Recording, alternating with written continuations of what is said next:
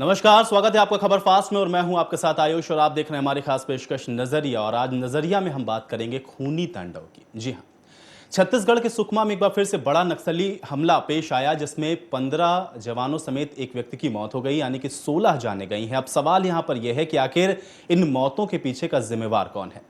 राज्य सरकार की अगर हम बात करें तो उसने भी कहा कि इस पर सख्त कार्रवाई की जाएगी। केंद्र सरकार की भी अगर हम बात करें तो उसने भी कहा कि हम आतंकियों को, नक्सलियों को मुंह तोड़ जवाब देंगे। लेकिन अब सवाल यह है कि आखिर एक के बाद एक इस तरीके की घटनाएं छत्तीसगढ़ के इस एरिया में क्यों हो रही हैं, इसके पीछे के कारण क्या हैं, और अगर इन कारणों का भी पता चल जाए तो इसका क्या कुछ उपाय हो सकता है। आज नजरिया में हम इसी पर चर्चा करेंगे। लेकिन कार्यक्रम की शुरुआत हमेशा खास रिपोर्ट के साथ होती है, तो आज की खास रिपोर्ट हम आपको दिखाते हैं।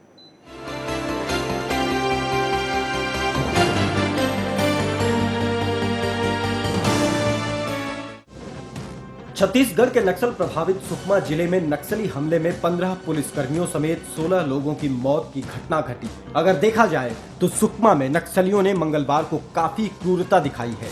लोकसभा चुनाव से ठीक पहले 200 से ज्यादा हथियारबंद नक्सलियों ने झीरम घाटी के पास रोड ओपनिंग के लिए निकली सीआरपीएफ और जिला पुलिस की टीम पर जबरदस्त हमला किया।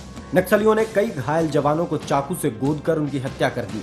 जवानों की हत्या करने के बाद नक्सली उनके पास से सारे हथियार, गोलियां, वायरलेस सेट लूट कर भाग निकले। जवानों के शरीर पर बंधे बुलेट के केस को भी काट कर साथ ले गए।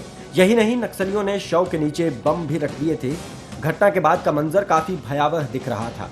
सड़क और पास के खेतों में जवानों के गोलियों से छलनी पड़े शव थे। गोलियों के काफी खोखे जहां तहां बिखरे हुए थे। नक्सलियों ने कई 100 राउंड गोलियां दागी। वहीं केंद्रीय गृह मंत्री सुशील कुमार शिंदे घटना का जायजा लेने रायपुर पहुंचे। भयानक इंसिडेंस हो गया है, उसकी हम निर्भत्सना करते हैं और हमारे जो जवान शहीद हुए हैं उनके लिए संवेदना व्यक्त करते हैं। और हमें पूरी उम्मीद है कि जो हमारे इतनी बड़ी तादाद में मारे गए हैं हमारे जवान, उसका जरूर बदला लिया जाएगा। राज्य के वरिष्ठ अधिकारियों ने बताया कि मुख्यमंत्री रमन सिंह ने सुकमा जिले के तोंगपाल थाना क्षेत्र में हुए नक्सली हमले की विभागीय जांच के आदेश दिए हैं। सुकमा जिले की घटना के बाद मुख्यमंत्री रमन सिंह दिल्ली दौरे को रद्द कर घटना के बाद शाम को रायपुर पहुंचे और घटना पर दुख व्यक्त किया। कांग्रेस को नक्सली घटना का और राजनीतिक चश्मे से नहीं देखना चाहिए। मैंने बार बार यही कि छत्तीसगढ़ नहीं, ये देश की समस्या है और हमारे जवान इस पूरी लड़ाई में पूरी ताकत से लड़े हुए हैं। इसलिए इसको राजनीतिक दृष्टिकोण से इस ऐसे समय में मुझे लगता नहीं कि इसको राजनीतिक चश्मे से देखा जाए। केंद्रीय गृह मंत्री सुशील कुमार शिंदे बुधवार की सुबह रायपुर पहुंचे। राज्यपाल शेखर दत्त और मुख्यमंत्री रमन सिंह के साथ बस्तर जिले के मुख्यालय जगदलपुर पहुंचकर शहीदों को श्रद्धांजलि दी। लेकिन बड़ा सवाल ये खड़ा होता है कि किन कारणों से इन क्षेत्रों में नक्सली समस्याएं बढ़ रही हैं। अगर पिछले नक्सली हमलों को देखा जाए तो वो इस प्रकार है। 25 मई 2013 को दरभा में कांग्रेस के काफिले पर हमला, 30 लोगों की मौत। 12 मई 2013 सुकमा में दूरदर्शन केंद्र पर हमला, 4 जवान शहीद।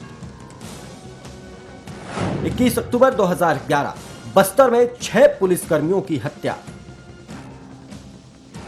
20 अगस्त 2011 बीजापुर में नक्सली हमले में 11 पुलिसकर्मी शहीद। 6 अप्रैल 2010 माओवादियों के हमले में 73 सीआरपीएफ जवान शहीद। 17 मई 2010 नक्सली धमाके में 14 विशेष पुलिस अधिकारी समेत 35 की मौत। 29 जून 2010 छत्तीसगढ़ के नारायणपुर में 26 सीआरपीएफ जवान शहीद। 1 जुलाई 2009 राजनांदगांव में सुरंग विस्फोट में 28 सुरक्षाकर्मी शहीद। 26 सितंबर 2009 भाजपा सांसद बलिराम कश्यप की जगदलपुर में हत्या। 17 जुलाई 2007 हथियारबंद नक्सलियों का दंतेवाड़ा में हमला, 25 की मौत, 32 घायल और 250 लापता। देखने वाली बात यह है कि नक्सली घटनाओं से सबक नहीं लेते हुए सरकार ने अपनी क्षमताओं का पूर्ण प्रयोग नहीं किया। अब तो चुनावी समय में हुए नक्सली हमले पर राजनीतिक पार्टियां अपनी अपनी सियासी रोटियां सेकने में जुट गई हैं। ये तो आने वाले वक्त में ही तय हो पाएगा कि इस समस्या से निजात कब और कैसे मिलती है। नजरिया के लिए प्रवीण सिंह की रिपोर्ट।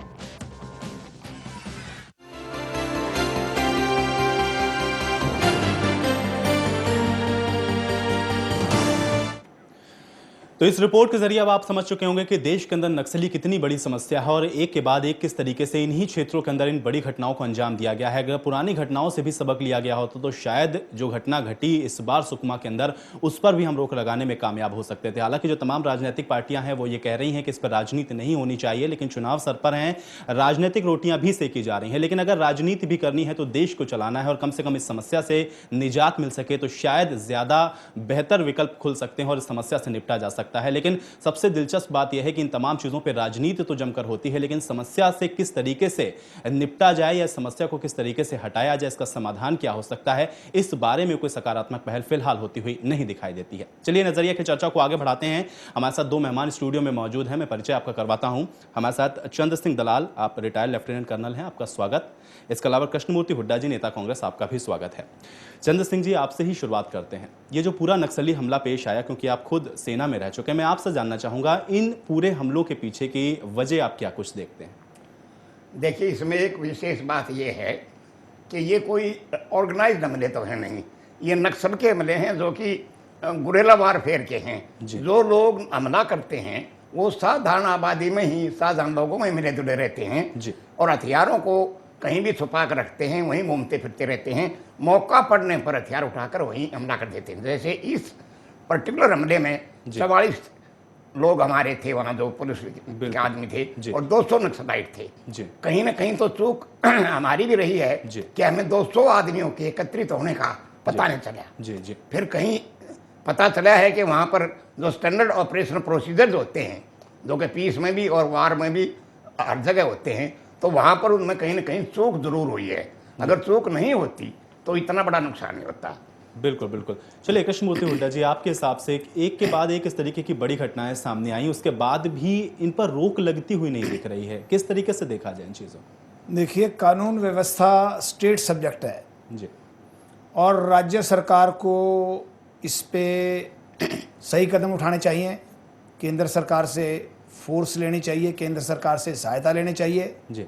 चिदम्बरम जी जब गृह मंत्री थे तो उन्होंने एक निर्णय लिया था कि इस देश से जितने भी माओवादी हैं, जितने भी नक्सलाइट हैं, जितने भी उग्रवादी हैं, इन सब का सफाई करने का उन्होंने एक संकल्प लिया था जी। और उस संकल्प लेने के बाद तमाम लोग ये एक्टिव हो गए जी। और उस समय अगर सही कदम उठा लिया जाता जी तो निश्चित तौर पे ये समस्या का समाधान हो सकता था। बिल्कुल, लेकिन हुड्डा जी वो सही कदम उठाया क्यों नहीं गया, ये जानना चाहूँगा। देखिए, उस समय कुछ सामाजिक संगठन सामने आ गए जी कि ये लोग जो नक्सलाइट हैं ये अधिकारों से वंचित हैं, ये गरीब लोग हैं, इनको मुख्य धारा में लाने के लिए थोड़ा सा इनको टाइम देना चाहिए जी। तो सारा मामला उनको मुख्य धारा में लाने के लिए पीस प्रोसेस के चक्कर में समय चला गया जी। लेकिन आज तो हालात ये हैं कि ये प्रजातंत्र को सबसे बड़ा खतरा है जी। हमारे कांग्रेस के काफिले पे पिछले साल इन्होंने मई 2013 हाँ मई 2013 में आपके सामने है, हमारे विद्याचरण शुक्ला जी थे जी जी। एक हमारे वहाँ के गृह मंत्री थे, जिन्होंने जब वो गृह मंत्री थे तो बहुत से नक्सलाइट्स को उन्होंने उड़ाया था जी। उन्होंने मार गिराया था जी।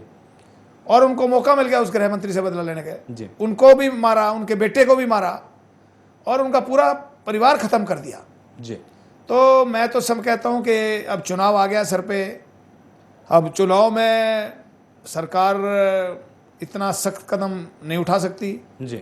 लेकिन मैं तो कहता हूँ कि इलेक्शन कमीशन से परमिशन लेके इनके खिलाफ सख्त से सख्त कार्रवाई करनी चाहिए। सिंधे जी ने अपने बयान में कहा है जी। कि वो ईंट का जवाब पत्थर से देंगे, इसका मुंह तोड़ जवाब देंगे। तो ऐसी ताकतों का जो प्रजातंत्र के लिए खतरा हो, ऐसी ताकतों का कि जो लोगों को नरसंहार करें, जी।